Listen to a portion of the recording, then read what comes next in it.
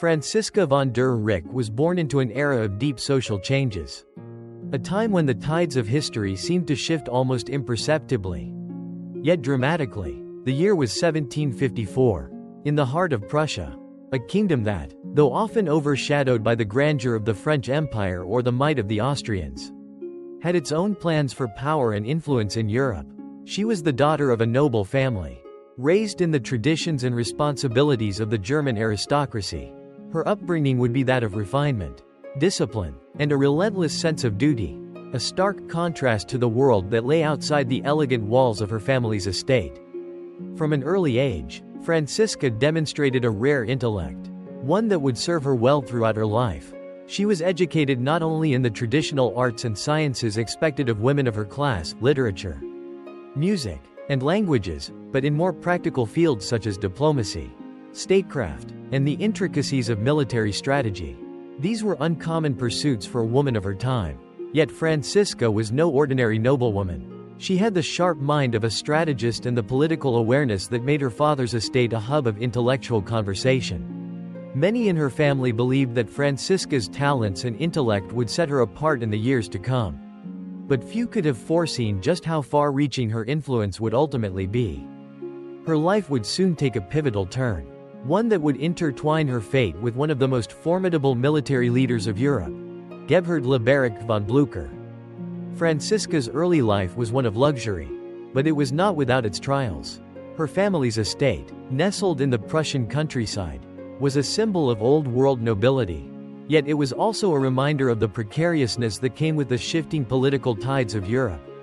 The Recke family, while respected, had to navigate the complexities of regional politics, balancing alliances with local powers, and maintaining their position in a world where military prowess and strategic marriages often determined one's future. Franziska, though young, was quick to absorb the lessons of her environment. She was a keen observer, watching her father, a man of sharp judgment, navigate the world of Prussian aristocracy. She was particularly close to her father, who would often involve her in his discussions about politics, military affairs, and the state of the kingdom, while the other women in her circle were preoccupied with matters of social appearance. Franziska took a more practical approach to her education. It was not uncommon for her to engage in discussions about the nuances of diplomacy, the delicate balance of power between Prussia and its neighboring states, and the changing tactics of military warfare.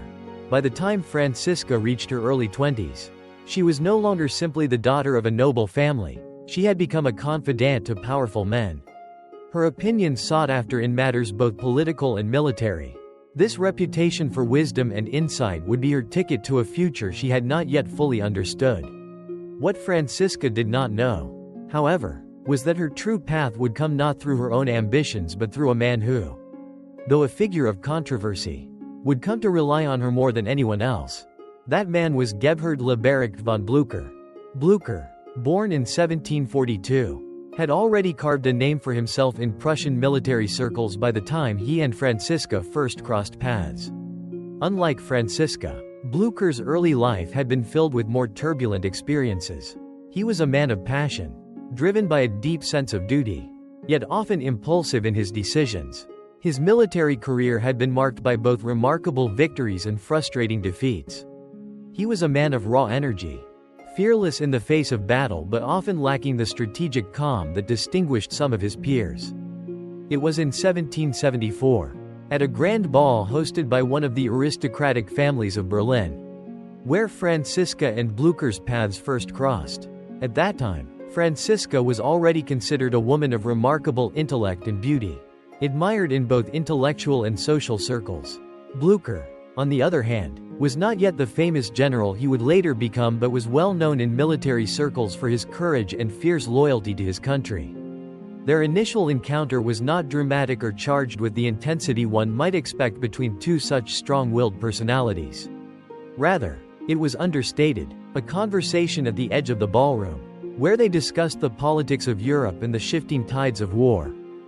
Blücher was immediately struck by Franziska's intelligence and poise. He had met many women of noble birth, but few had the depth of conversation or the insightful perspective that Franziska offered. Her knowledge of military matters, an unusual quality for women of her status, piqued his interest. What Blücher did not realize at that moment was that the woman standing before him would become an anchor in his life. A steady presence in the storm of wars and political upheavals that were yet to come. For Franziska, the meeting with Blücher was similarly impactful.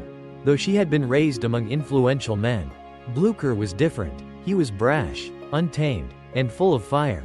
Unlike the more refined men she was accustomed to, Blücher exuded a kind of wild energy that fascinated her. But more than that, it was his unwavering sense of duty, his commitment to the future of Prussia, and his desire to lead that captured her attention. As they spoke, she sensed a man who was not simply a product of his time, but one who could shape history. The idea that she could have a role in shaping his destiny, however, had not yet crossed her mind. Their initial interactions, while polite and respectful, left an indelible mark on both of them. As the years passed, their paths would cross again and again, as Blücher rose through the ranks of the Prussian army, and Franziska's reputation as an influential woman in Prussia's elite circles grew. But it was not until much later, in 1774, that their connection would deepen and evolve from mere acquaintance into a partnership that would shape the course of their lives, and of Europe itself. By 1774, both Blücher and Franziska had experienced enough of the world's harsh realities to understand that life was not simply about political maneuvering or personal ambition. It was about aligning one's destiny with a cause greater than oneself. Franziska saw in Blücher a kindred spirit, a man who, though flawed, had the potential to lead and to inspire. Blücher, for his part, saw in Franziska not just a beautiful and intelligent woman, but a partner who could support him in ways that went beyond what any soldier could offer. The decision to marry Franziska von der Recke was not one born of romantic idealism, but of mutual respect, shared values, and a profound understanding of the challenges they would face together. Blücher knew that he would need more than just military skill to achieve the greatness he sought. He would need someone who could offer emotional stability, intellectual insight, and, perhaps most importantly, unwavering support. Franziska, in turn, saw in Blücher not just a general, but a man whose destiny she could help guide. Together, they would navigate the turbulent waters of war, politics, and society, their partnership forged in the fires of both love and duty. As their marriage took shape, Franziska's role would soon evolve from a supportive wife to a critical influence in Blücher's career. Their bond was a quiet but powerful force, one that would shape not only the course of their personal lives but the course of history itself. Franziska von der Recke's marriage to Gebhard Leberecht von Blücher in 1774 marked the beginning of a partnership that would be tested by the trials of war, politics, and personal sacrifice. In many ways, Franziska's decision to marry Blücher was not only an act of love but an acknowledgement of the unique challenges that lay ahead. Blücher was not the type of man who could be easily tamed or controlled. His fiery nature, his constant need for action, and his almost reckless courage were traits that, in many ways, made him a difficult husband. But Franziska, with her sharp intellect and steady composure, was the perfect counterbalance to his impetuous character. Their early years together were marked by a delicate dance of compromise. Blücher, despite his strong military ambitions, was deeply devoted to Franziska. Yet, his professional life demanded much of his attention. The duties of a soldier were unrelenting, and the demands of war soon began to shape the course of their relationship. Franziska, understanding the pressures Blücher faced, dedicated herself to supporting his career. She became his confidant, his advisor, and, at times, his moral compass. In the years leading up to the rise of Napoleon, Blücher's career was characterized by a series of military campaigns that, while often successful, were punctuated by moments of intense personal struggle. Blücher, although fearless and tenacious on the battlefield, had little patience for the politics and diplomacy that surrounded war. He was often caught between the demands of his king, the shifting alliances of Europe, and his own convictions about what was best for Prussia. In this turbulent landscape, Franziska's calm and pragmatic nature became an invaluable asset. During one of Blücher's most challenging moments, when he was imprisoned after a failed military campaign against Napoleon's forces, Franziska's role as his wife transcended the traditional duties of a noblewoman. Blücher, though a decorated officer, had been humiliated by his defeat, and his imprisonment in the aftermath left him vulnerable. It was Franziska who wrote him letters of encouragement, reminding him of his worth, his duty, and his ability to rise above adversity. Her words were more than just expressions of support, they were a lifeline. A tether that kept Blücher grounded during the time when his future seemed uncertain. While Blücher was locked away, suffering the indignity of defeat, Franziska remained a constant presence in the political circles of Prussia. Her social standing and intellect allowed her to maintain vital connections with key figures in the Prussian court and military.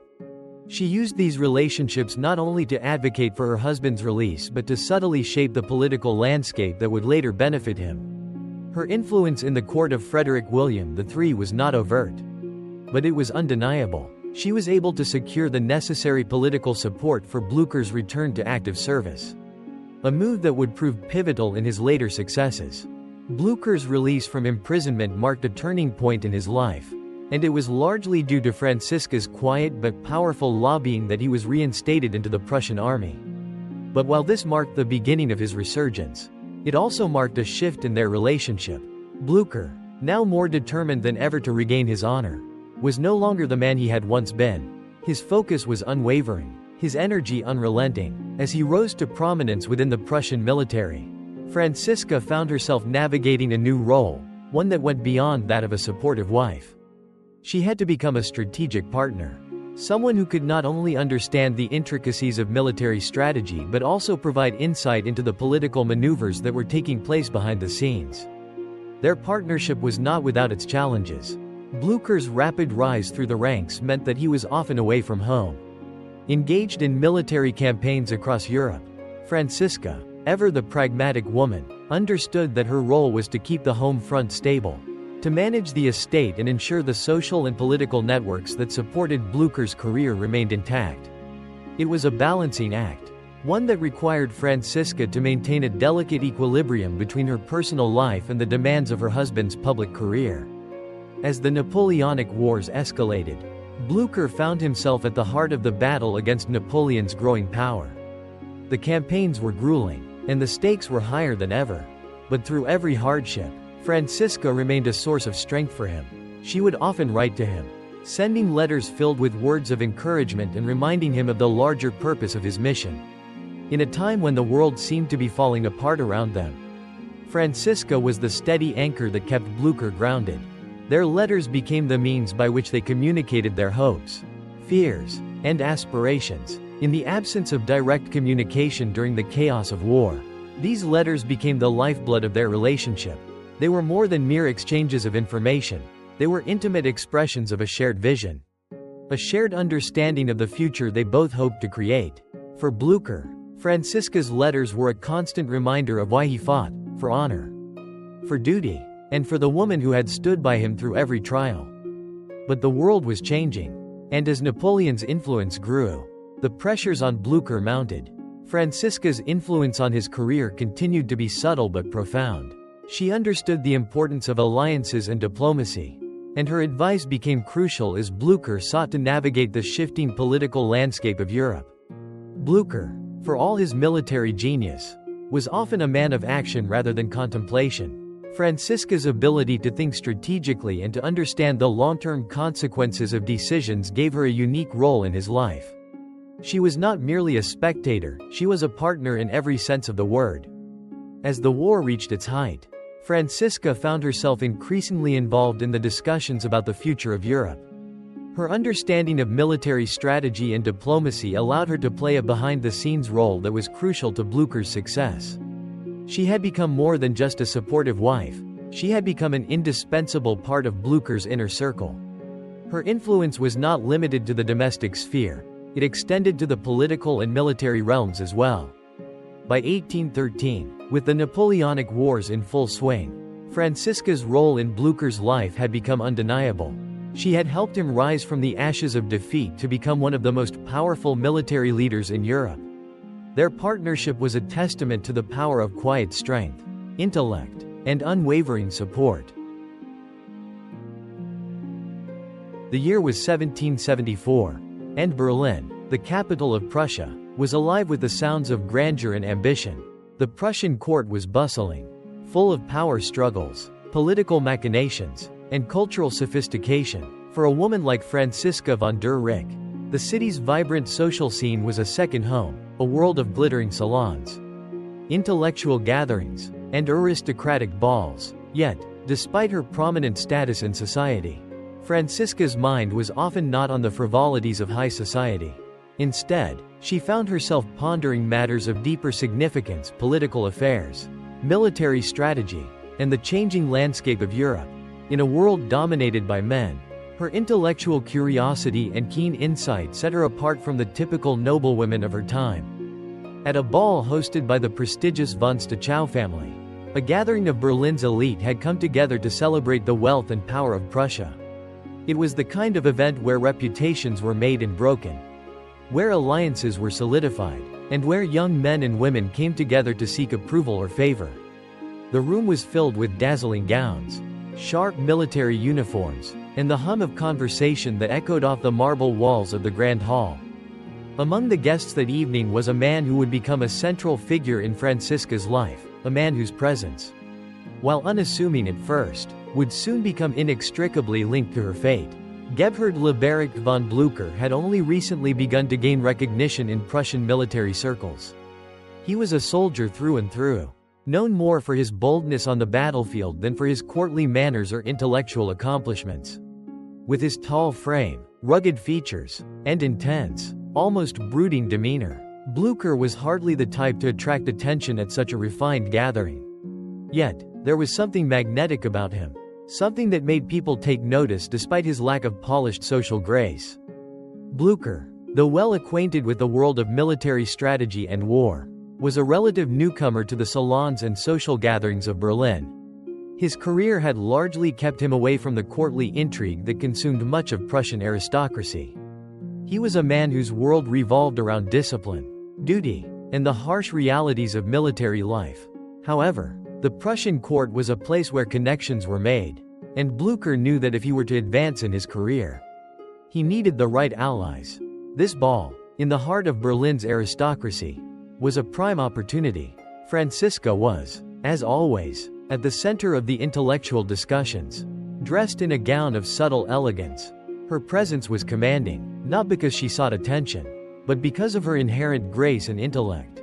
Her sharp wit and insightful observations had earned her the admiration of many influential men and women. She was used to being the center of conversation, but what struck her most about that evening wasn't the music, the dances, or the familiar faces in the crowd. It was a quiet moment when she locked eyes with Blücher. At first, it was a passing glance, the kind of fleeting encounter that often happens at such crowded affairs. But there was something about Blücher's presence that drew her in.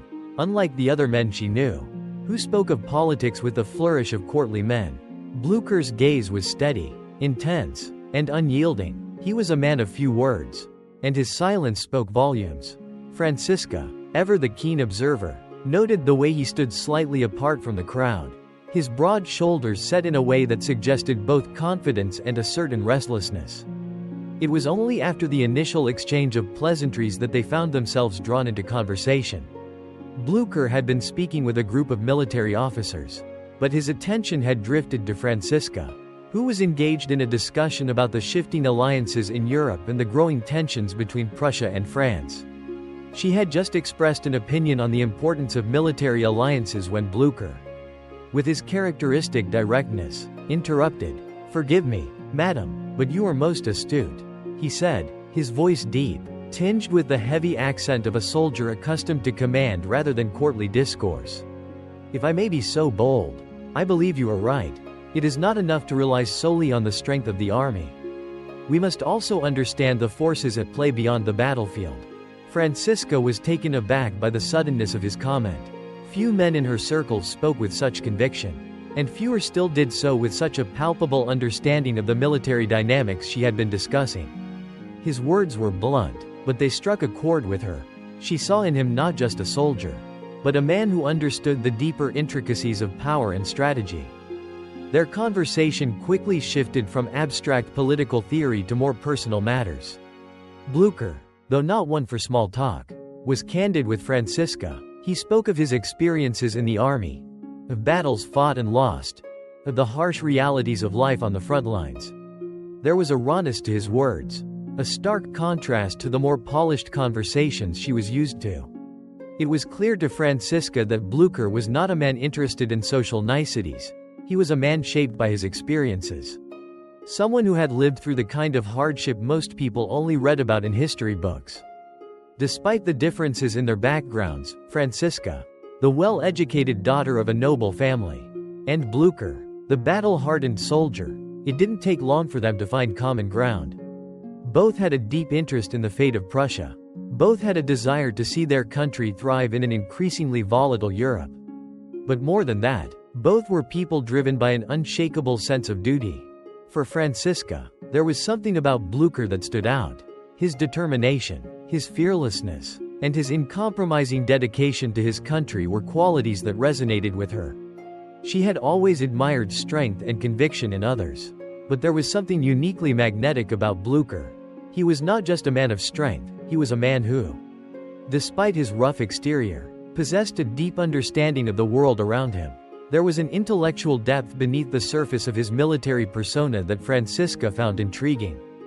Blücher, for his part, was equally impressed by Franziska. She was unlike any woman he had met before.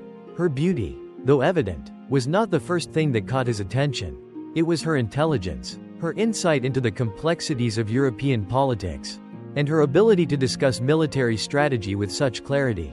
He had always valued intellect in others, particularly in soldiers, but he had rarely encountered a woman who spoke with such authority on matters that were, for most of her sex, considered out of reach. As the evening wore on, their conversation continued, moving from military matters to more personal topics.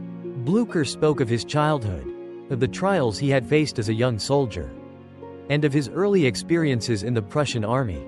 Franziska, in turn, shared her thoughts on her upbringing, her education, and the role of women in the world of politics and power. They spoke of duty, of loyalty, and of the uncertain future that lay ahead for Prussia. By the end of the night, when the music had faded and the guests began to drift away, Franziska and Blücher had formed a connection, one that was not based on romantic attraction, but on mutual respect and a shared vision for the future. For Franziska, it was the beginning of an intellectual partnership that would shape her life in ways she had never anticipated. For Blücher, it was the meeting of a mind that could challenge and support him in ways that he had never known before. As the guests departed and the ball came to a close, Franziska found herself thinking about the man she had met that evening. She knew, instinctively, that their paths would cross again. It was a fateful meeting, one that would ultimately change the course of history.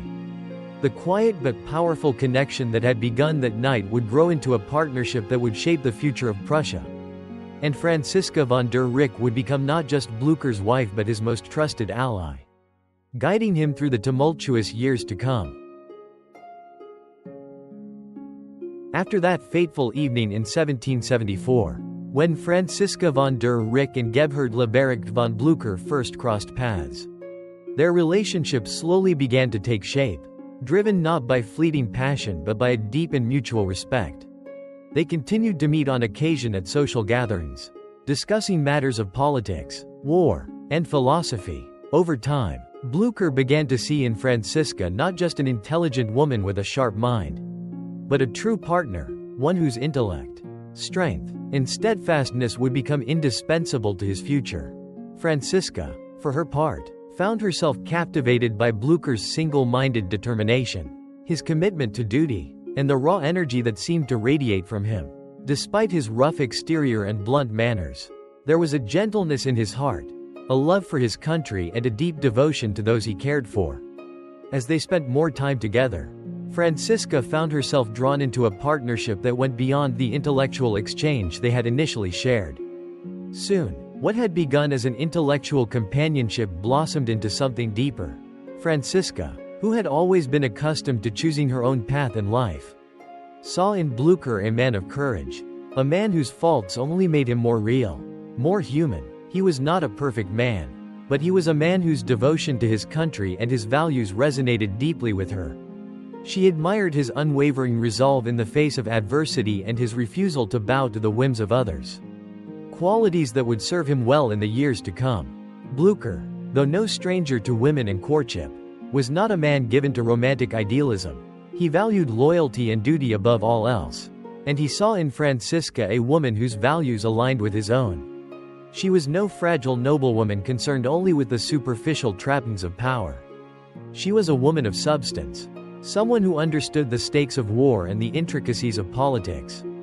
But most importantly, she was someone who had already proven, through their many conversations, that she was not just a companion, but an equal partner. The couple's engagement was swift. Blücher, although not one for grand declarations, was unequivocal in his commitment to Franziska. He had already made it clear that he valued her intellect, her character, and her strength. Their shared vision of a future where they would both play pivotal roles in shaping the future of Prussia made it almost inevitable that their bond would turn into something more permanent. Franziska, for her part, was already seeing a future where Blücher's military career would intersect with her own work in the political sphere. The marriage was not just an alliance between two people, it was an alliance between two powerful forces in the making. Their wedding, held in the fall of 1774, was a modest affair by the standards of Prussian nobility, but it was deeply meaningful to both of them. It marked the beginning of a new chapter, one where Franziska would take her place by Blücher's side, not just as his wife but as his intellectual and emotional equal. She had been raised to understand the complexities of society, politics, and war, and she quickly realized that Blücher's military ambitions would require not just the efforts of soldiers but the support of strategic minds. Blücher, while enthusiastic about his new marriage, was a man whose thoughts were often consumed with military campaigns, and Franziska quickly came to understand that her role would be one of quiet but powerful support. Their early years together were marked by a sense of mutual respect and quiet partnership. Franziska knew that she would not simply be a decorative figure beside her husband. Instead, she would be his trusted advisor, offering him the insight and stability he needed to navigate the challenges of military leadership. Blücher's career was just beginning to take off, and it was Franziska who was there to ensure that the logistical and political groundwork necessary for his success was laid. She used her position in Prussian society to maintain key relationships with other members of the nobility, ensuring that Blücher had the support he needed to advance through the military ranks. She understood the delicate nature of alliances and the importance of building rapport with influential figures in the court. And her political acumen made her an invaluable asset to her husband's growing career. As Blücher began to gain recognition within the Prussian military, the young couple's life became one of constant motion. Blücher was frequently called away on military assignments, and Franziska often found herself managing the household affairs in his absence. While he was on campaign, Franziska's role as a wife and partner took on an even greater significance.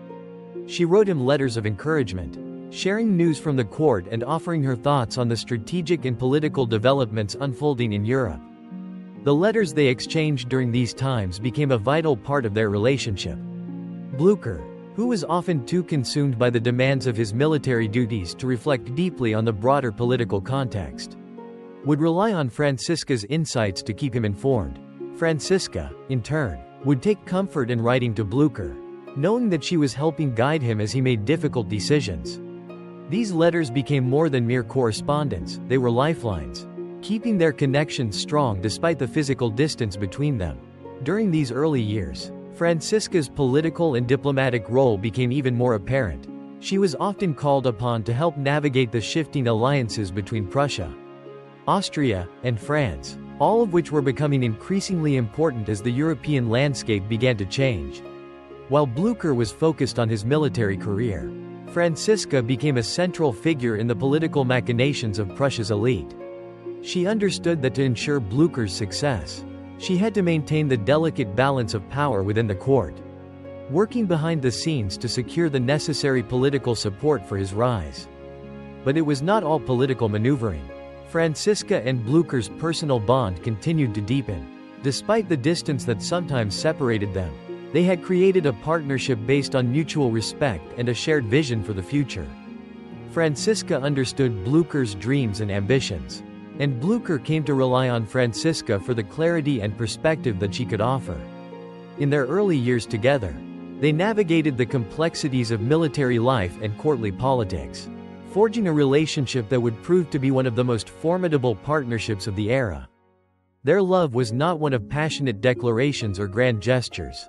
It was quiet, steady, and unshakable, a partnership based on trust, respect, and the shared pursuit of a higher calling. In a time when the world seemed to be constantly in flux, Franziska and Blücher were a rare constant in each other's lives. Through battles, political upheaval, and personal trials, their bond remained strong, and together, they would face the challenges that lay ahead, challenges that would ultimately change the course of European history. Gebhard Leberecht von Blücher's early military career was not marked by immediate success or glory. The man who would later become one of the most celebrated generals in European history began his journey in the military ranks with a series of struggles, setbacks, and challenges that tested both his resolve and his character. Despite his unrelenting ambition, Blücher's path to military greatness was far from straightforward. And it was during these formative years that Franziska von der Recke's influence would prove to be one of the most stabilizing forces in his life. Blücher's military career began in the early 1760s when he first enlisted in the Prussian army. His early experiences were not those of a young man rising quickly through the ranks, but rather of a soldier forced to navigate the harsh realities of military life, where failure was as likely as success. Blücher's early assignments saw him in the midst of a number of minor campaigns, where he faced setbacks and disappointments. He was not yet the revered military strategist he would become, but was instead a young officer with dreams of distinction and an unshakable commitment to his country. It was, however, in these years of struggle that Blücher's tenacity began to shine through. He was a man whose personality was driven by an almost reckless energy. Someone whose desire to succeed often led him to take risks that others might consider foolish. Blücher's persistence, his refusal to give up even when faced with failure, became one of the defining traits of his military career. But these early struggles were not without their costs. Blücher's rashness and impatience led to mistakes that would haunt him in the years to come. In 1806, Blücher found himself embroiled in one of the most humiliating episodes of his career. As Napoleon's forces swept across Europe, the Prussian army faced a brutal defeat in the Battle of Jena-Auerstedt. The loss was devastating for Prussia, and Blücher, as a key commander, took much of the blame. The defeat was not just a military failure, it was a personal blow to Blücher's pride and reputation. As a result of this disaster, he was briefly imprisoned by the French, and his career seemed to be at a dead end. It was during this low point that Franziska's role in Blücher's life became more apparent than ever. She had always been a steady influence on him, offering him both emotional support and intellectual guidance. But now, as Blücher was forced to confront the crushing weight of failure and disgrace, Franziska's wisdom and strength became vital to his survival. She was not one to offer empty words of encouragement, she was a woman of action. A woman who understood that Blücher's recovery would not come from mere comfort but from a deep re-evaluation of his character and his path forward. Throughout Blücher's imprisonment, Franziska wrote to him, sending letters that were both comforting and demanding. She reminded him of his duty to Prussia, urging him not to let this setback define him. In her letters, she spoke of the great generals of history who had faced adversity and emerged stronger for it. She urged him to take time to reflect on his mistakes but to never forget that the true measure of a leader was not how they rose in moments of glory, but how they recovered in moments of defeat. Blücher took these words to heart. His time in captivity allowed him the space to reflect on his failures and recalibrate his approach to warfare and leadership. But perhaps more importantly, it was Franziska's unyielding belief in him that sparked a resurgence in his spirit. She did not allow him to wallow in self-pity or to abandon his aspirations. Instead, she encouraged him to channel his energy into regaining his honor and proving himself to both his comrades and his country. When Blücher was eventually released from captivity, Franziska was by his side, ready to help him rebuild his life and his career.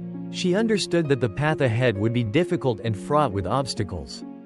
Blücher, though free, was still a man burdened by the stigma of defeat. But Franziska never wavered in her faith in him. She knew that Blücher's true strength lay not in his ability to win battles, but in his capacity to learn from his failures and emerge stronger. Her unwavering belief in his potential became a source of inspiration that pushed Blücher to recover not just his military position, but his sense of purpose. Franziska's influence on Blücher during this time was far more than that of a supportive wife. She became his intellectual and emotional guide. Her deep understanding of the political landscape and the military strategies that were at play in Europe allowed her to provide valuable counsel. While Blücher was focused on his recovery and reintegration into the Prussian military, Franziska worked tirelessly behind the scenes, ensuring that Blücher had the political backing he needed to re-enter the army. She began to use her connections within the Prussian court to advocate for his return to service. Franziska's social acumen and strategic mind played a key role in securing the political alliances that Blücher needed to regain his standing. She knew that, in the world of military politics, alliances were just as important as battlefield victories. Her ability to navigate the delicate relationships between Prussia, Austria, and other European powers helped pave the way for Blücher's return to the military. Her role was not only political, but also deeply personal. Franziska became a steady presence in Blücher's life, offering him the emotional support he needed to carry on with his mission. She understood that the military world was a demanding and often unforgiving place, and that Blücher's success would depend not just on his ability to command armies, but on his resilience in the face of adversity. Through her strength and wisdom, Franziska helped Blücher rediscover his belief in himself and his mission. In 1813, Blücher was given a second chance, a chance to prove his worth not only to Prussia, but to all of Europe. The campaign that would follow, culminating in the Battle of Leipzig, would be a defining moment in his career. But Blücher's rise to prominence in the aftermath of his defeat was not solely the result of his own military brilliance. It was, in no small part, the result of Franziska's unwavering support and influence. Her ability to help him recover from failure, to rebuild his reputation, and to maintain his focus on the larger mission, was instrumental in shaping his success.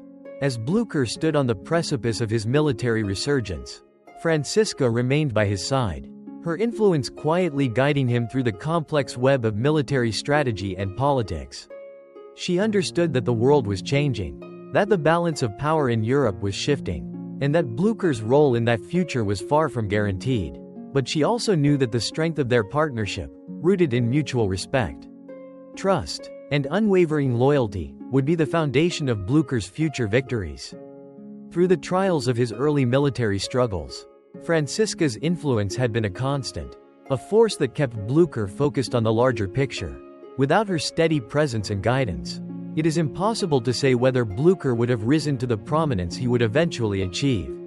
But with her by his side, Blücher found the strength to overcome his early setbacks, to learn from his failures, and to become one of the most formidable military leaders Europe had ever known.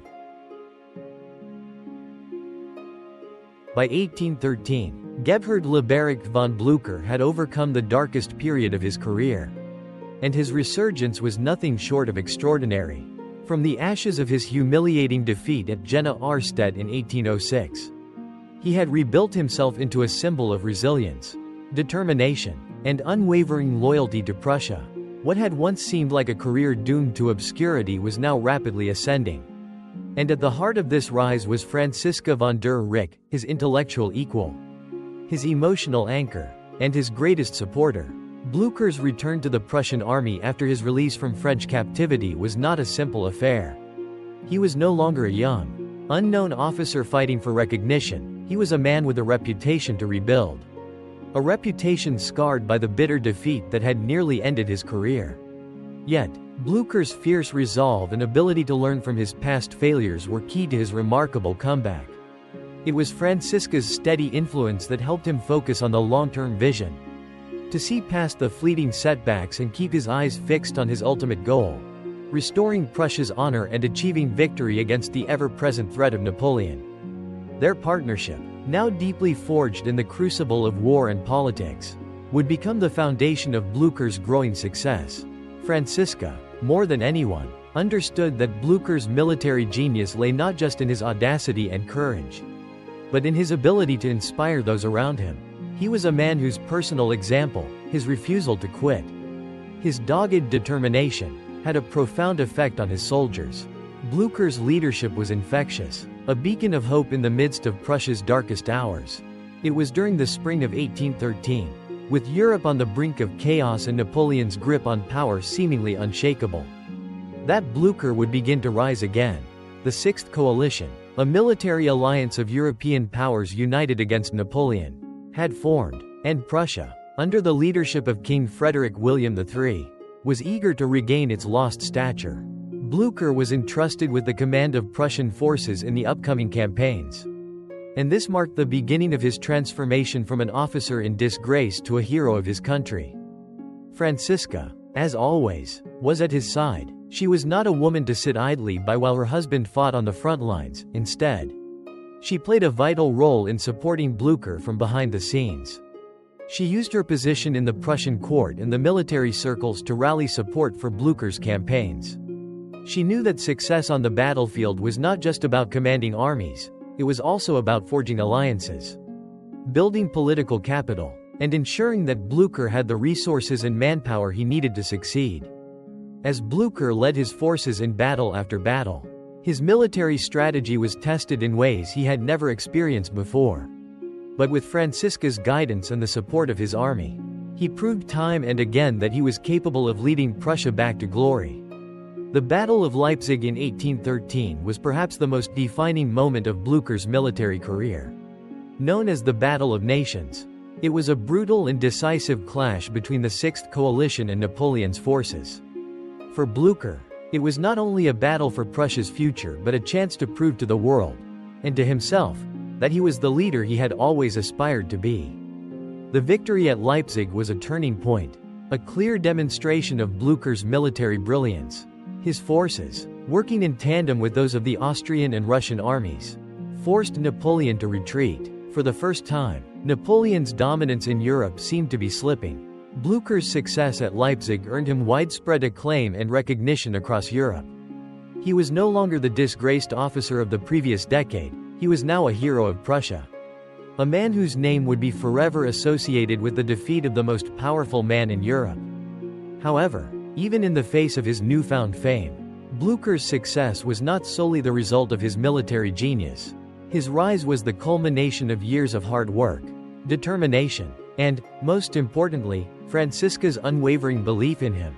Throughout the tumultuous years of Blücher's comeback, Franziska had been the one constant in his life.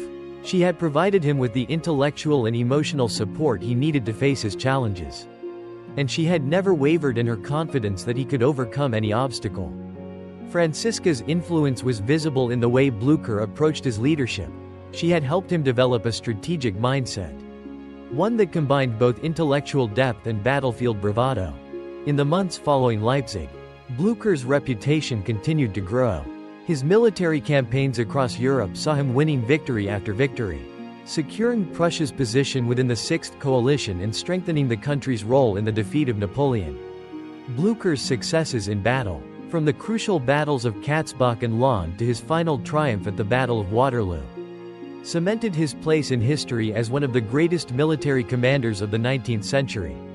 But behind these victories, Franziska remained his closest ally, offering counsel and support during times of uncertainty and challenge.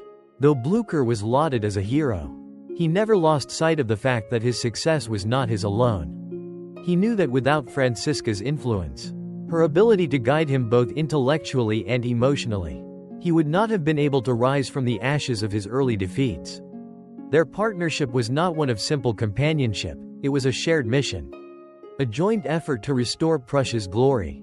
Blücher's success was as much a reflection of Franziska's strength as it was of his own military brilliance. As Blücher's star continued to rise, so did Franziska's role in shaping the future of Prussia.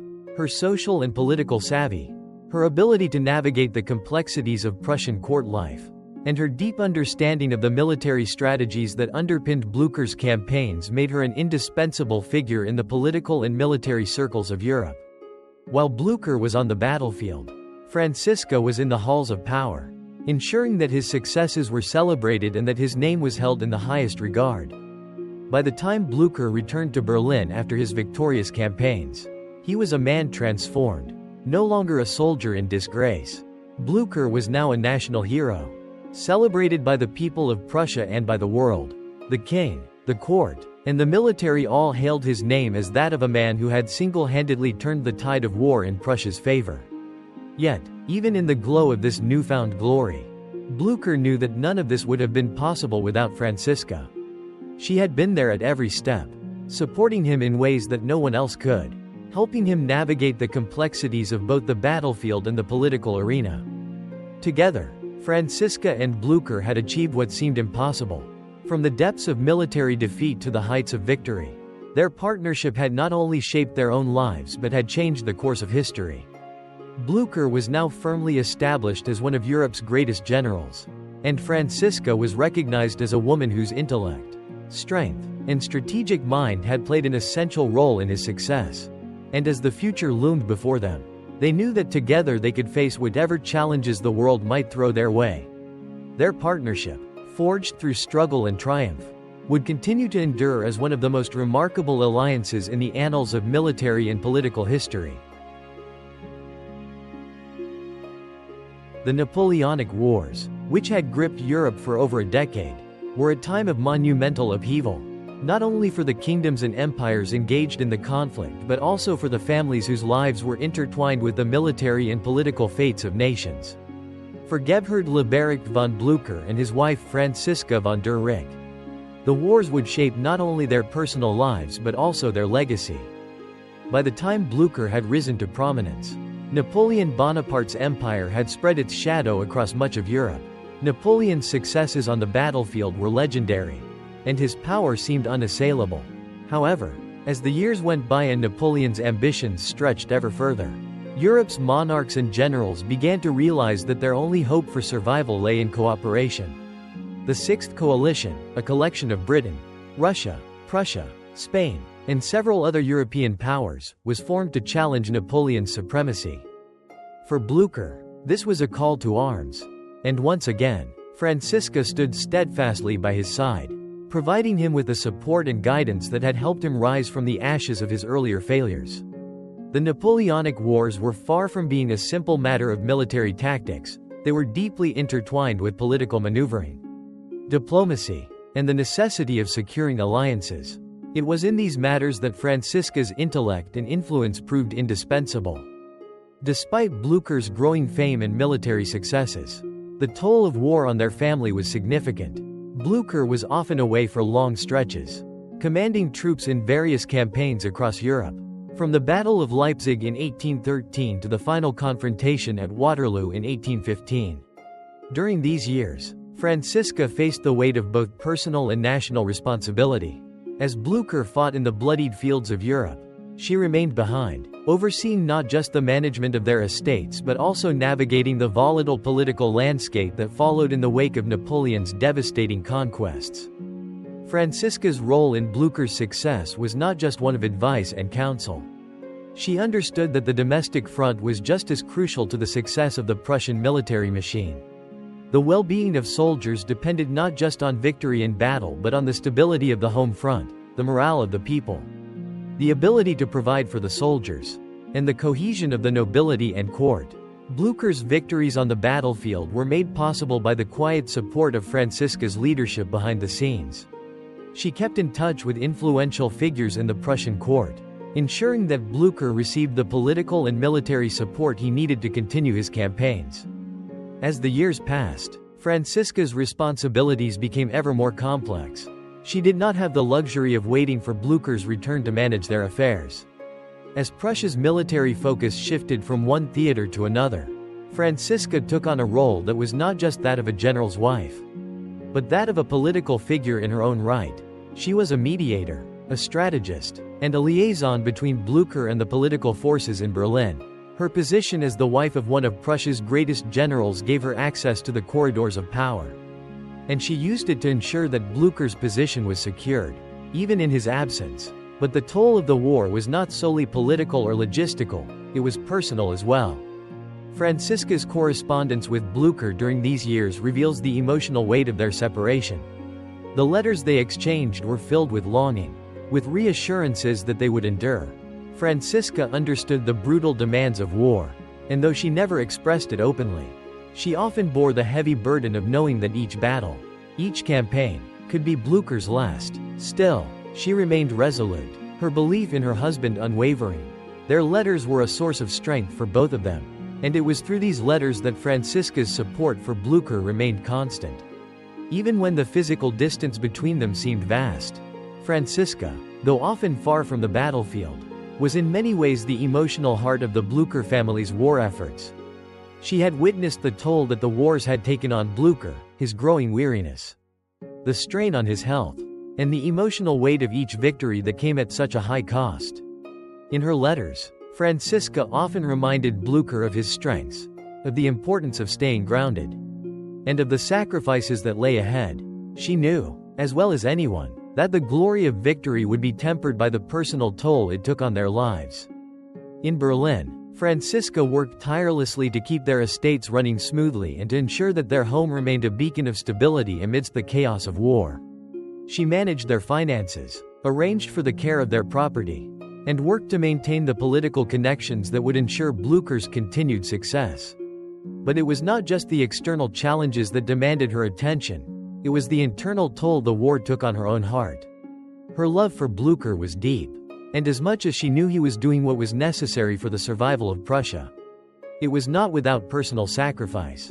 The war was both a blessing and a curse. It offered the promise of freedom for Europe but exacted a heavy price on the lives of those who fought and those who waited.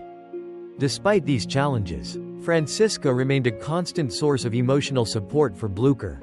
She helped him process the victories, the setbacks, and the terrible losses of war. When Blücher returned after significant victories, she was there to offer him the emotional strength he needed to prepare for the next campaign. And when Blücher was exhausted from the relentless grind of war, Franziska became a quiet refuge where he could find the peace and rest he so desperately needed.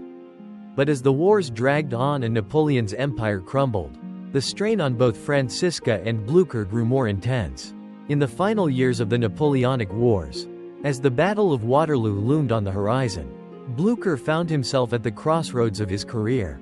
By then, Napoleon had been defeated in much of Europe, but his presence still loomed large. It was Blücher's final campaign that would ultimately bring Napoleon to his knees. And it was Franziska, ever the steady influence, who was there to help him face the final challenges. As Blücher prepared for the climactic Battle of Waterloo in 1815, Franziska remained by his side, even if not physically on the battlefield. Her influence, her guidance, and her unwavering faith in him would once again prove to be the stabilizing force he needed to achieve victory. She had always been Blücher's greatest ally, the one person who truly understood the sacrifices he made and the importance of his victories, not just for Prussia, but for Europe itself. The year 1813 would become a defining moment in Gebhard Leberecht von Blücher's military career. The Battle of Leipzig, also known as the Battle of Nations, would solidify his place as one of Europe's greatest military leaders, and it would mark the beginning of the end for Napoleon Bonaparte's dominance over Europe. For Blücher, it was a battle that would showcase not only his tactical brilliance but also the strength of his resolve, a resolve that had been nurtured and reinforced by the unwavering support of his wife, Franziska. The year preceding Leipzig had been fraught with uncertainty for Blücher and Prussia. Napoleon's forces had torn through Europe, leaving devastation in their wake. Prussia, once a proud and powerful kingdom, had been humbled by Napoleon's overwhelming force. Blücher, a man who had long been acquainted with failure and loss, knew that this was his moment to redeem himself, not only in the eyes of Prussia but in his own heart. This battle, however, would not be fought alone. It would be part of a larger, coordinated effort by the Sixth Coalition, a force of European powers united in their desire to bring down Napoleon. Franziska, as always, was by Blücher's side in spirit, providing him with the intellectual and emotional support that had helped him rise from his past failures. Although she could not be on the front lines with him, her influence on his strategic thinking and his morale was immeasurable. She was a constant presence in his letters, offering encouragement, wisdom, and clarity in times of uncertainty. When the campaign intensified, When Blücher's troops marched toward Leipzig, she was still the anchor he relied on. As the battle drew near, Blücher understood that the stakes were higher than ever. The future of Europe depended on the outcome of this conflict. The Sixth Coalition, composed of forces from Austria, Russia, Prussia, and Sweden, was determined to bring Napoleon to his knees.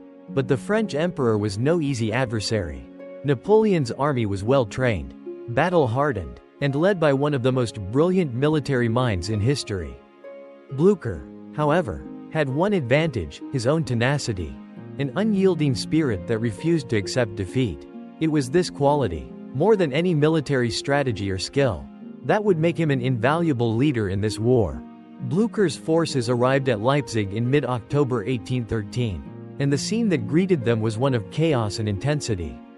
The city was surrounded by the vast armies of the coalition and Napoleon's troops, who had gathered for what would be the largest battle in European history at that time. Over 600,000 soldiers, from both sides, would engage in this epic confrontation. For Blücher, the Battle of Leipzig was not just another skirmish, it was the culmination of everything he had fought for: his country, his honor, and his destiny. Franziska, though far from the battlefield, understood the magnitude of what was at stake. She wrote to Blücher regularly, sending him words of encouragement, reminding him that his actions would echo throughout history. "The people of Prussia stand behind you," she wrote in one letter. "Victory is not just for us but for all of Europe. Your leadership will inspire generations to come." These words were a source of strength for Blücher. His mind, often clouded with the weight of battle, found clarity in Franziska's unwavering belief in him. The battle itself unfolded with brutal intensity. Blücher, alongside his allies, faced off against Napoleon's forces in a series of engagements that would determine the fate of Europe. Despite the overwhelming numbers on Napoleon's side, Blücher's forces fought with a ferocity that surprised even their enemies. The coordination between the coalition forces was remarkable, and Blücher's strategic thinking, though sometimes unorthodox, proved to be invaluable. On the fourth day of the battle, as the fighting raged on, Blücher's leadership began to shine through. With his forces under intense pressure, Blücher personally rallied his troops, leading them in a counterattack that struck at the heart of Napoleon's army. It was a move that would turn the tide of the battle in favor of the coalition. As the French were driven back, it became clear that Napoleon's hold on Europe was slipping. When the smoke finally cleared, the outcome of the Battle of Leipzig was undeniable. Napoleon had suffered a crushing defeat. The coalition forces had achieved a decisive victory, and Blücher's role in that victory was pivotal. His leadership, determination, and strategic insight had turned the tide in favor of the coalition. It was a moment of triumph not only for Blücher but for Europe as a whole. The battle marked the beginning of Napoleon's decline, and with it came the hope of a restored balance of power in Europe. For Franziska, the victory at Leipzig was a bittersweet triumph. She had watched from afar as the campaign had unfolded, knowing that each day Blücher spent on the battlefield was a day fraught with danger. When news of the victory reached her, she felt an overwhelming sense of relief and pride.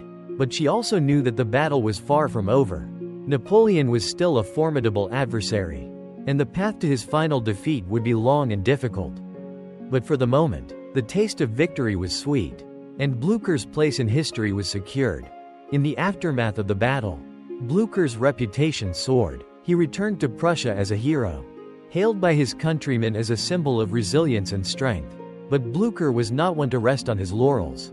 He understood that the war was far from over. Napoleon's forces were still a powerful force to be reckoned with, and Blücher knew that the final chapter in the war had yet to be written. Blücher's focus shifted to the next phase of the campaign, the pursuit of Napoleon's retreating forces and the eventual march toward Paris. With the victory at Leipzig, the coalition had gained the upper hand, but the road to ultimate victory would pass through many more battles, many more sacrifices. Franziska, ever by his side, continued to offer him counsel, encouragement, and support as they faced the challenges ahead. The victory at Leipzig was only the first step on the long road to Waterloo. As Blücher prepared for the next phase of the war, he knew that his partnership with Franziska was crucial to his success. Her strategic mind, her ability to keep him grounded, and her unshakable belief in his mission were what gave him the strength to press on. Together, they had already overcome so much. And Blücher knew that with Franziska's support, they could face whatever the future held. Waterloo was still a long way off, but the path to victory had already been set in motion, and Blücher was determined to see it through to the end. As Gebhard Leberecht von Blücher's star continued to rise in the wake of his victories at Leipzig and the crushing blow to Napoleon's forces, it became increasingly clear that Blücher was more than just a tactical genius. He had become a symbol of defiance, not only for Prussia but for Europe as a whole. His ability to withstand defeat, his willingness to rise again, and his unrelenting pursuit of victory made him a revered figure among his allies and a feared adversary to his enemies. However, it was his personal rivalry with Napoleon Bonaparte, one of the most iconic military rivalries in history, that would come to define his legacy and shape the course of Europe's future. Napoleon and Blücher were polar opposites in many ways. Napoleon, the brilliant strategist and emperor of France, was a man of exceptional intellect, ambition, and precision. His rise to power was meteoric, and his military successes had reshaped the European landscape. His approach to warfare was marked by meticulous planning, swift maneuvering, and an unyielding belief in his own destiny. For Napoleon, victory was not just a goal, it was an expectation. Blücher, on the other hand, was a man of raw energy, impulse, and determination. He lacked Napoleon's polished finesse and military sophistication, but what he possessed was something even more formidable, an indomitable spirit and a relentless drive that made him nearly impossible to break. His leadership was less about strategy and more about inspiration, a deep, unwavering belief in the cause for which he fought. It was this contrast that made their rivalry so intense and, in many ways, so personal. From the very beginning of their conflict, Blücher and Napoleon were locked in a battle that was as much about personality as it was about military tactics. Blücher, despite his early failures, harbored a deep hatred for the man who had brought ruin to Europe and to his beloved Prussia. Napoleon, for his part, saw Blücher as a wild card, an unpredictable force who could not be controlled by the usual means of diplomacy or strategy. The more Napoleon tried to crush Blücher, the more Blücher seemed to rise from the ashes, more determined than ever. Their first significant encounter came during the campaign of 1813. Following the Battle of Leipzig, Napoleon's forces, though beaten, were not defeated, and he had one final opportunity to turn the tide of the war in his favor. The French emperor, no stranger to the necessity of quick action, had taken stock of the coalition forces and knew that Blücher's aggressive tactics posed the greatest threat to his plans. Blücher's relentless pursuit of Napoleon's forces, his refusal to allow the French any respite, had earned him the reputation of a fierce and stubborn adversary. Napoleon, ever the master of battlefield strategy, would attempt to outmaneuver Blücher, relying on his ability to control the battlefield through superior tactics and coordination. But Blücher, as always, was a man who thrived on chaos, on the unpredictability of war. While Napoleon sought to maintain control and order, Blücher thrived in the disorder, using it to his advantage. Their encounters, while often inconclusive, were a study in contrast, Napoleon's methodical brilliance pitted against Blücher's fiery, untamed leadership. As the war progressed, Napoleon's desperation became more evident. The once dominant French emperor, who had commanded the respect of Europe, was now facing not one but several determined opponents. Blücher's aggressive pursuit of Napoleon's army, combined with his ability to rally his troops even in the direst of circumstances, became a source of constant frustration for the French emperor. Napoleon, who had once crushed his adversaries with ease, found himself locked in a bitter struggle with a man who refused to back down. Napoleon's disdain for Blücher was palpable. The French emperor viewed him as an unpredictable nuisance, a man whose tenacity was more irritating than strategic. To Napoleon, Blücher's success was a fluke, a lucky series of victories that he could eventually nullify with a return to his superior tactics. But Blücher, ever determined, would prove to be more than just a nuisance. He would become the embodiment of Napoleon's downfall. Their most dramatic confrontation came during the 1815 campaign, with the final battle at Waterloo on the horizon. Napoleon, having escaped exile on the island of Elba, returned to France in a bid to reclaim his empire. The European powers, still wary of his influence, swiftly formed the Seventh Coalition to oppose him. Blücher, now at the head of the Prussian forces, was among those charged with putting an end to Napoleon's ambitions once and for all. Napoleon, too, was aware of Blücher's presence on the battlefield. He knew that the man who had defied him time and again would be one of the key figures in determining the outcome of the war.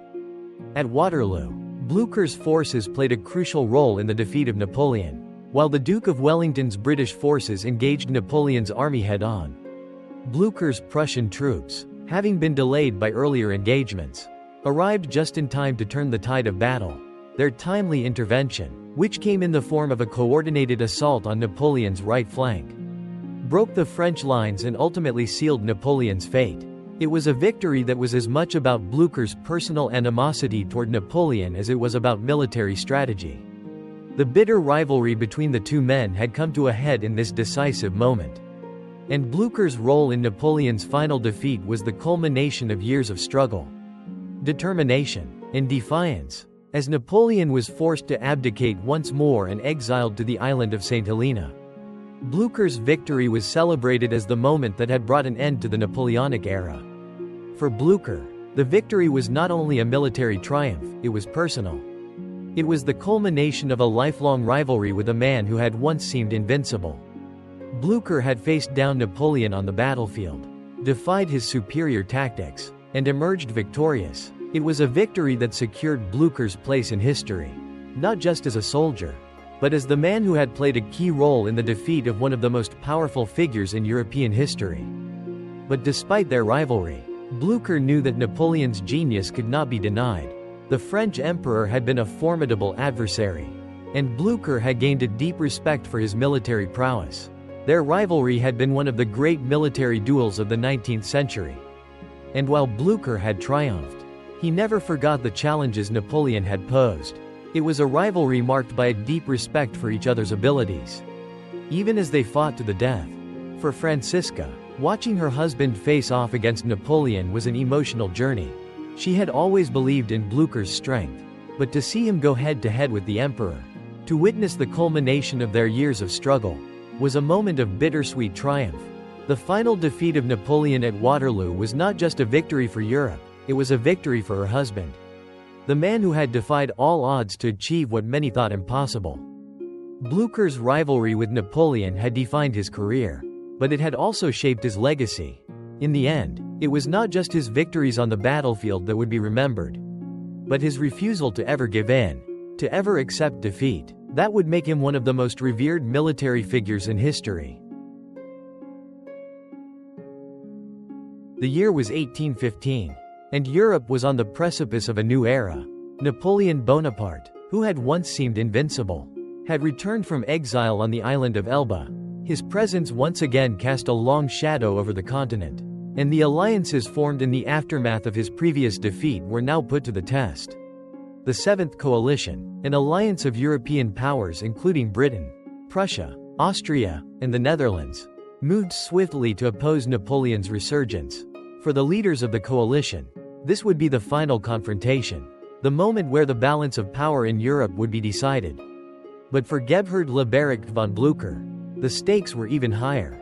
This was his last chance, not only to defeat Napoleon once and for all but to prove that his earlier victories, his long-standing defiance of the French emperor, had not been a mere fluke. Franziska von der Recke, ever his closest confidant, had been with Blücher through every major battle of his career, offering him the steady presence that had kept him grounded in moments of chaos. She was more than just his wife, she was his intellectual and emotional equal. The one person whose judgment and perspective he trusted above all others. As Blücher prepared for the Battle of Waterloo, it was Franziska who continued to play a vital, albeit silent, role in his success. The road to Waterloo had been long and difficult.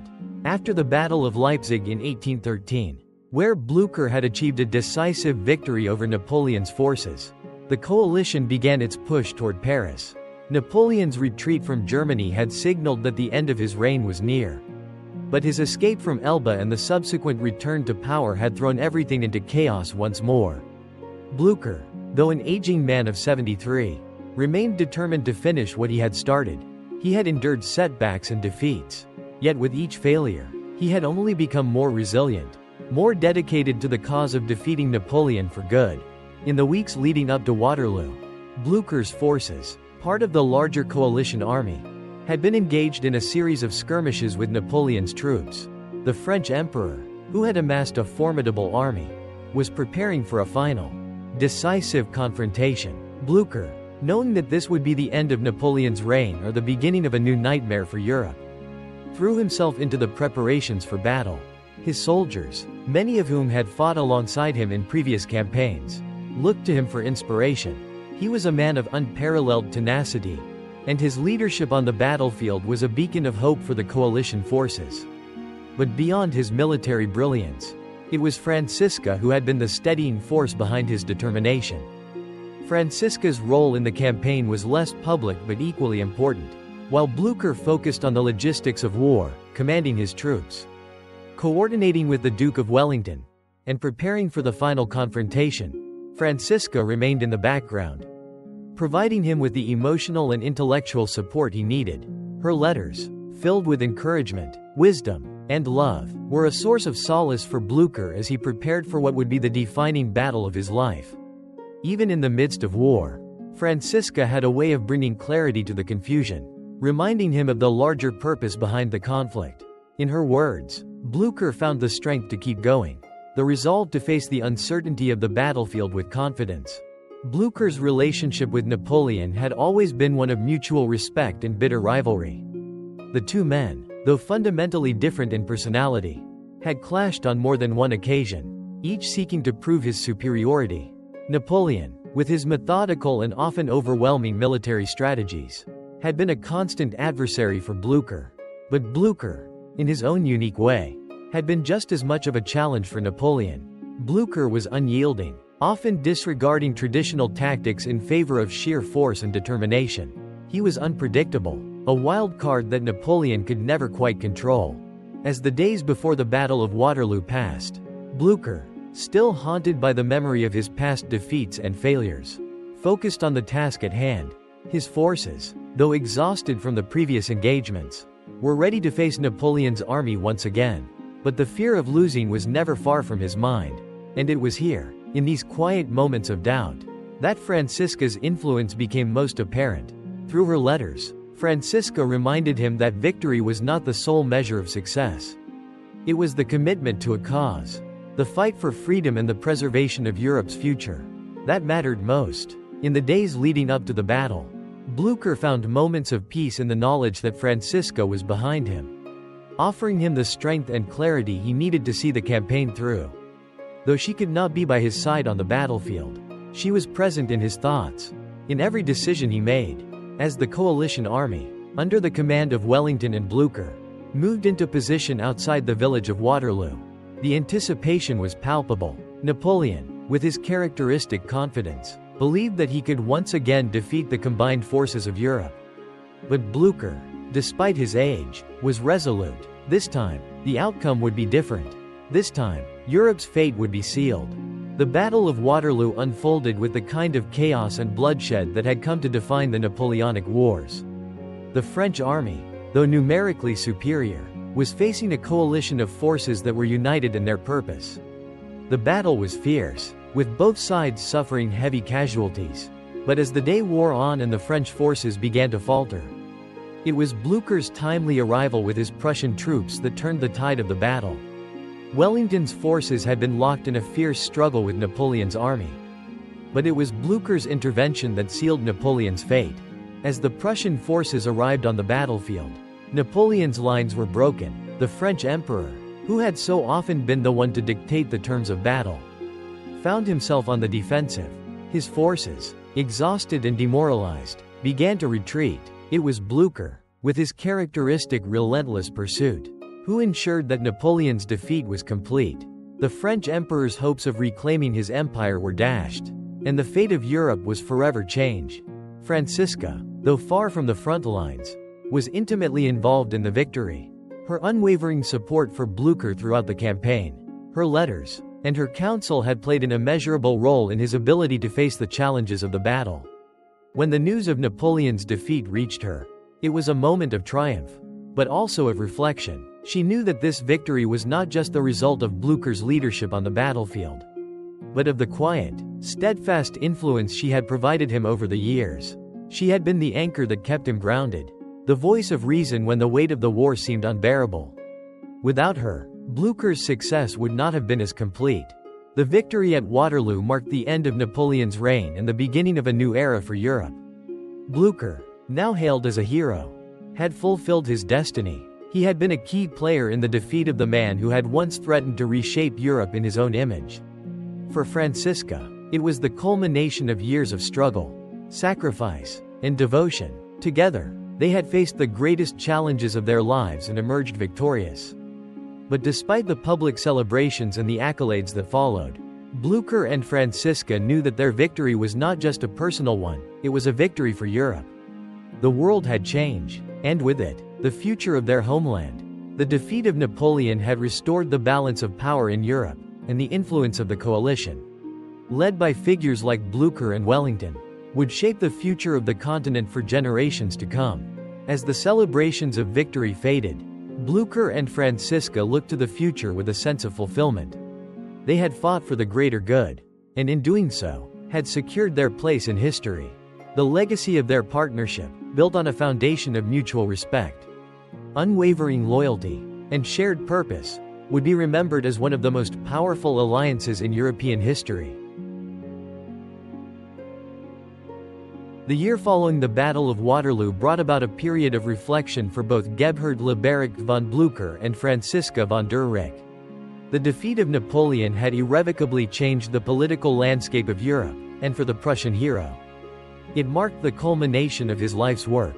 Yet, as much as the victory was celebrated across Europe, for Blücher, the satisfaction of triumph was tempered by the knowledge that his work was not yet complete. The peace that followed the battle would require more than just military victory. It would demand the careful rebuilding of a continent torn by years of war.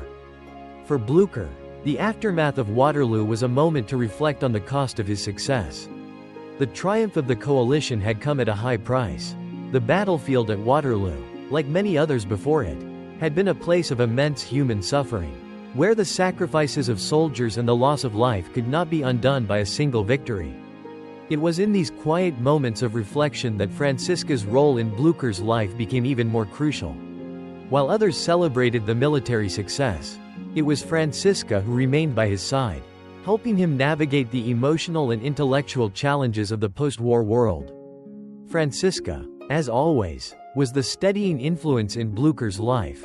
As a wife, she had witnessed the toll that the years of war had taken on him, physically, emotionally, and spiritually. Despite his public persona as the fearless general, Blücher was a man deeply marked by the conflict that had defined much of his life.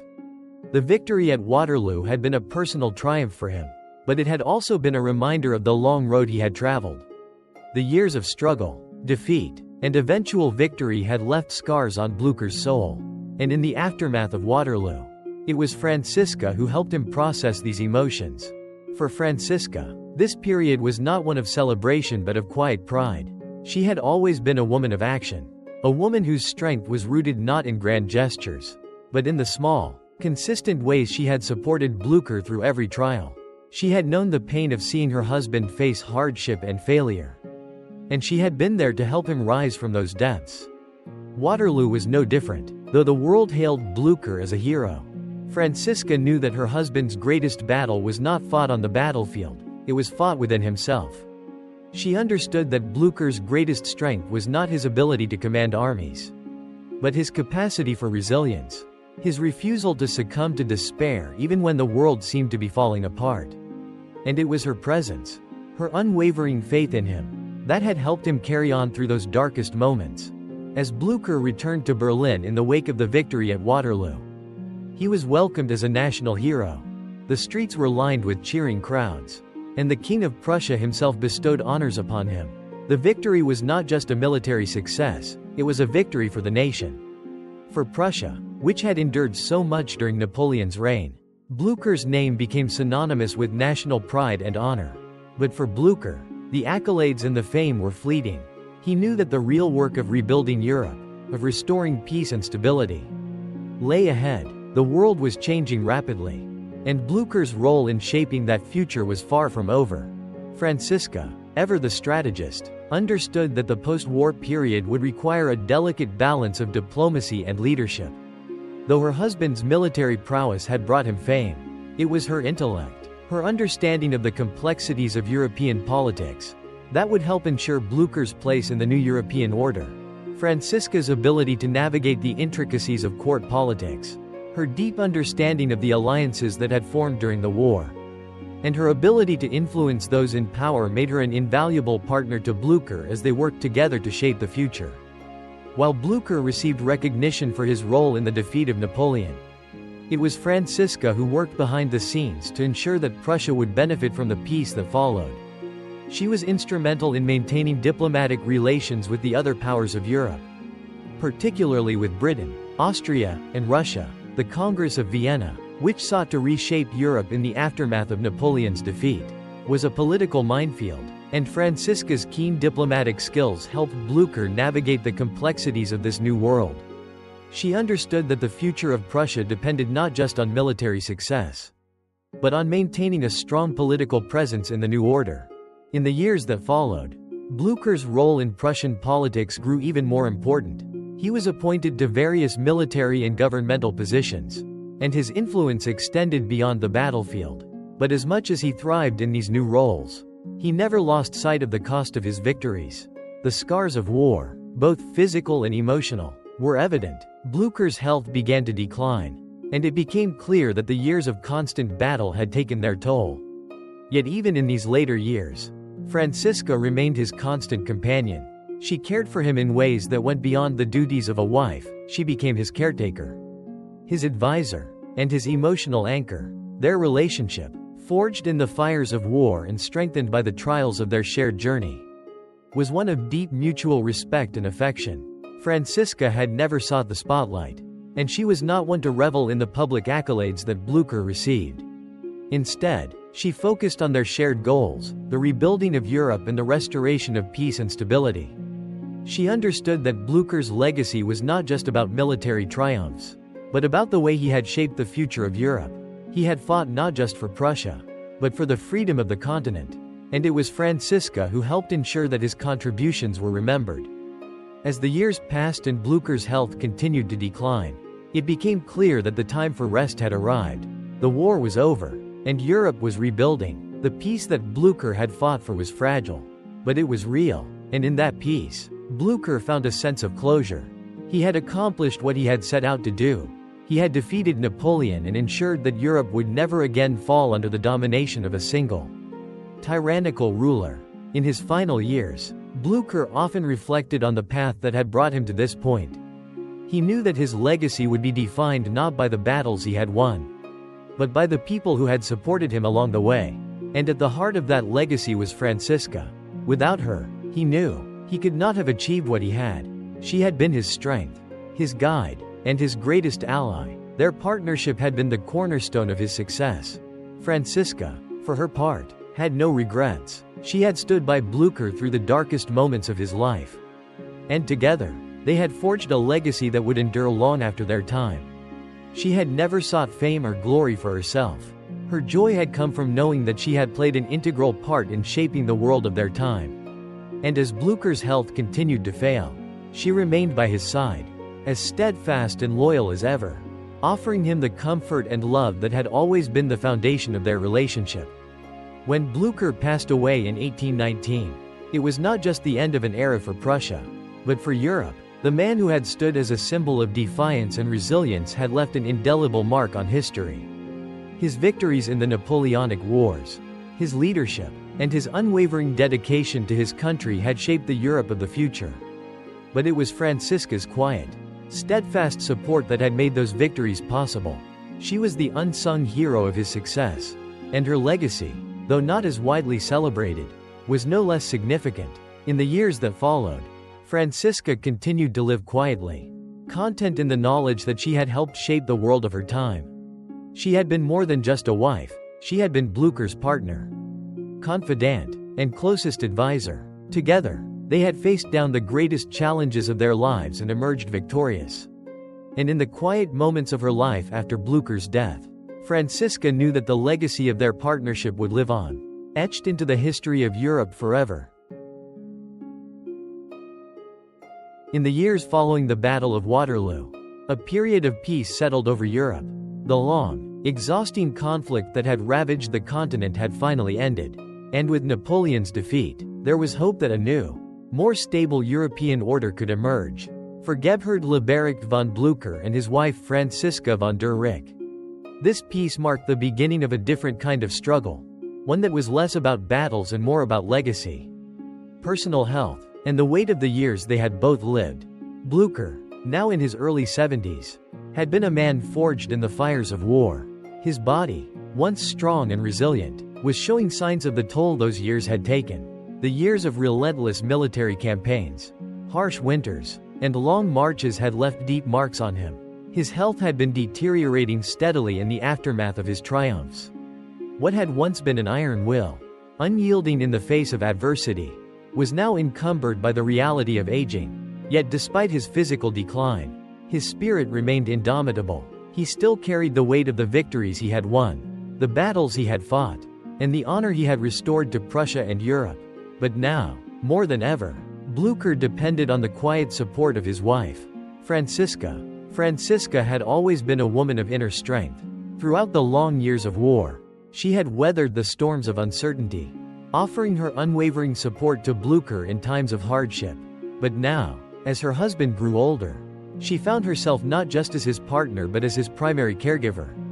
She was no longer a silent observer of his military campaigns. She had become the protector of his health, his emotional anchor, and his confidant. Their relationship, which had been built on intellectual respect and shared vision, had now deepened into a quiet, profound love. Franziska's role in his life had shifted.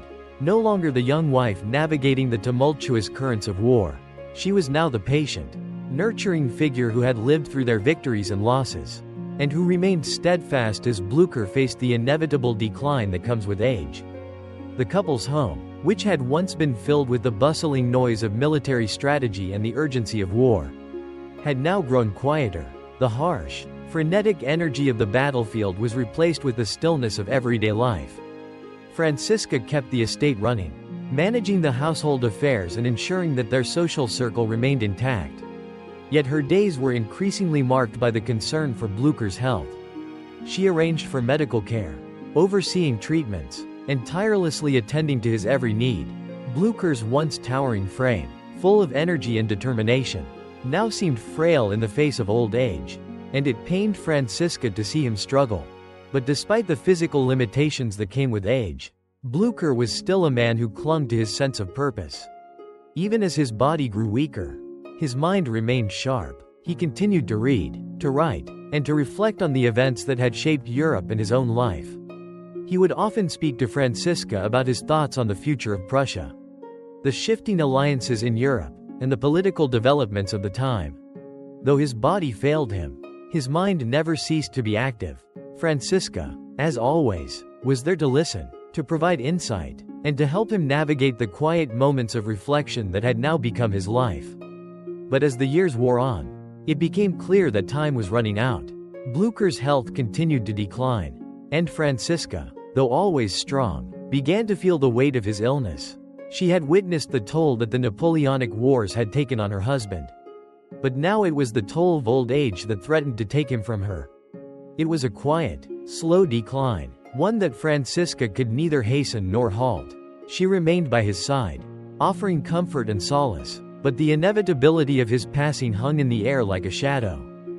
Throughout their marriage, Franziska had always been Blücher's constant companion. She had been with him through his most difficult moments, through the defeats and the victories, the quiet nights at their estate and the chaotic days on the battlefield. Now, as Blücher's health failed him, it was Franziska's turn to show the same kind of unwavering dedication to him that he had shown to her throughout their marriage. She was his partner in every sense of the word, not just in battle, but in the quiet moments of life when nothing more was required than a hand to hold, a word of comfort, and the gentle reassurance that everything would be all right. In the final years of Blücher's life, The couple rarely left their home. The hustle and bustle of politics, the demands of court life, and the honors bestowed upon Blücher in the wake of his military successes all seemed distant now. The great battles had been fought, and the future of Europe had been secured. Now, Blücher and Franziska found solace in the quiet, reflective life they had built together. They spent their days reading, discussing history, and reminiscing about their shared experiences. But there were also moments of deep sadness, as Blücher struggled with his health and Franziska wrestled with the knowledge that their time together was running short. Despite the weight of these emotions, there was an underlying peace between them. They had fought together for so many years, had shared so much of their lives in the crucible of war, and had forged a bond that had only deepened with time. Now, as Blücher faced the final chapters of his life, Franziska knew that their love was as enduring as the legacy they had created together. It had been a love born of mutual respect, intellectual companionship, and shared purpose, a love that had seen them through the darkest times and the brightest triumphs. When Blücher passed away in 1819, it was not just the end of an era for Prussia but for Europe as a whole. The Napoleonic Wars had shaped the continent, and Blücher had been one of the central figures in that tumultuous period. His contributions to the defeat of Napoleon, his role in restoring peace to Europe, and his unwavering commitment to his country and his allies had earned him a place in history. But for Franziska, the loss of her husband was a personal grief, a sorrow that went beyond the public accolades and historical significance. She had lost not just a partner in arms, but the man who had been her closest companion, her intellectual equal, and her greatest love. In the aftermath of Blücher's death, Franziska took solace in the knowledge that their legacy would endure. She knew that Blücher's place in history was secure, but she also knew that her quiet contributions had played an indispensable role in his success. She had been his rock, his guide, and his closest ally. Together, they had shaped the course of European history, and it was through their partnership that Prussia had regained its strength and played a crucial role in the defeat of Napoleon. Franziska knew that the legacy of their work, their love, and their partnership would live on long after their time. In the years following Blücher's death, Franziska lived a quiet life. Far from the bustle of politics and courtly intrigue, she continued to write, to reflect, and to honor the memory of the man who had been her life's greatest love. She never remarried, for no other man could take Blücher's place in her heart. Instead, she dedicated herself to preserving the legacy of their shared accomplishments, ensuring that the world would remember Blücher not just as a military hero but as a man who had fought for the greater good, for peace, and for the future of Europe. Franziska passed away quietly in her later years, her life having been a testament to the power of quiet strength, love, and intellectual partnership. She was remembered not only as Blücher's wife but as a woman whose influence on his life and career had been as important as any battle won on the field. Together, they had shaped the course of history, and their partnership would remain a shining example of what could be accomplished when two people, united by purpose and love, worked together to change the world. The years that followed Gebhard Leberecht von Blücher's death were a time of reflection not only for the people of Prussia but for Europe as a whole. The winds of change were sweeping across the continent as new alliances were forged and new powers emerged.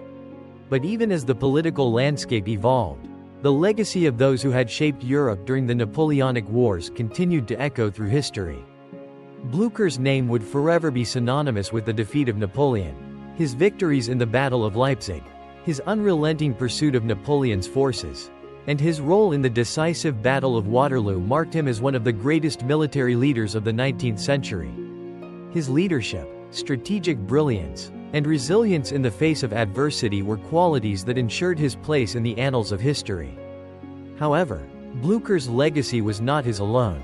The woman who had stood by his side through all the trials of war, the intellectual force behind his decisions, and the quiet strength that had sustained him throughout their years together was Franziska von der Recke. Her influence, though often overlooked by history, was just as significant as Blücher's own. She had played a crucial role in his rise to prominence and in the victories that defined his career.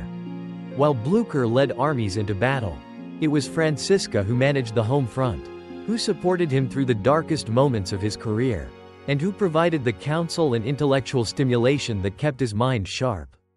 In the years following Blücher's death, it became clear just how much Franziska's contributions had shaped not only his career but the course of history.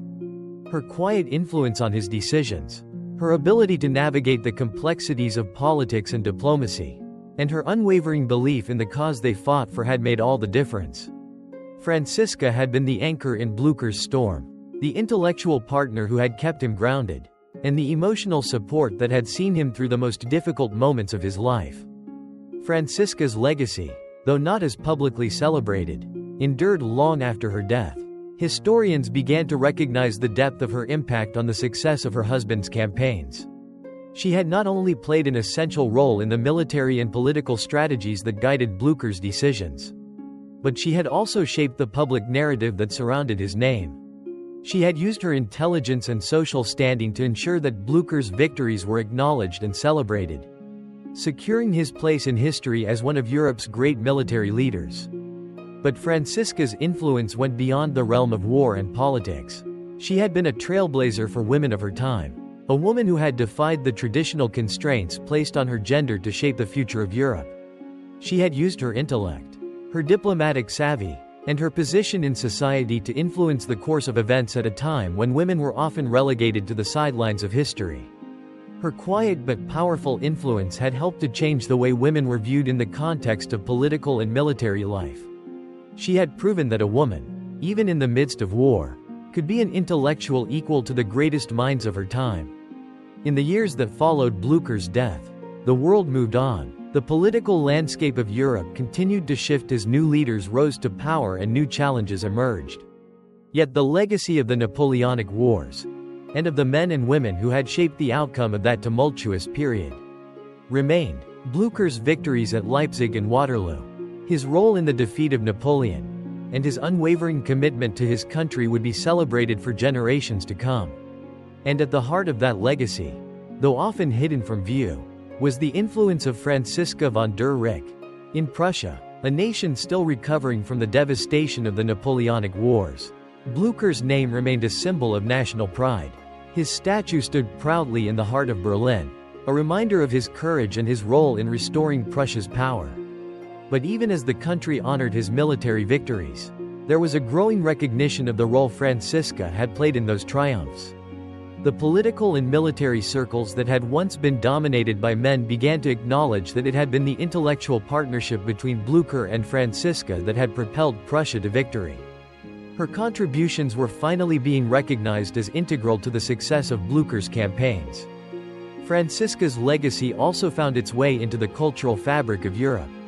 Writers, poets, and artists began to explore the untold stories of the women who had played significant roles in the wars of the past. And Franziska's influence became a subject of growing interest.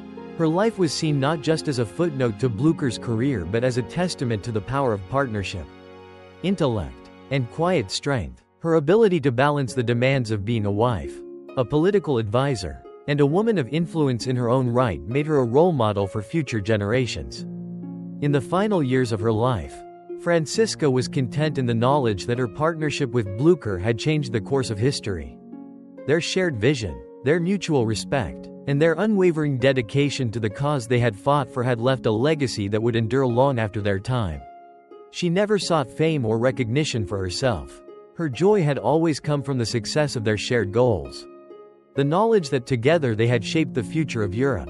When Franziska passed away, it was a quiet, peaceful departure. She had lived a long life, marked by intellectual achievement, personal sacrifice, and a deep, enduring love for the man with whom she had shared her greatest triumphs and tragedies. The world mourned the loss of the woman who had been Blücher's greatest ally.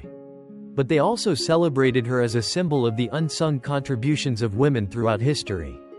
Her legacy lived on in the hearts of those who recognized her role in shaping the world of their time. Franziska von der Recke may not have been a name that was widely known in her lifetime. But in the years that followed, her influence was increasingly acknowledged. As the history of the Napoleonic Wars was written, as the world looked back on the giants of that age, one thing became clear. The partnership between Blücher and Franziska had been one of the most powerful and transformative alliances in European history. Together, they had shaped the course of the future. And their story, though often forgotten, would never be erased from the fabric of history.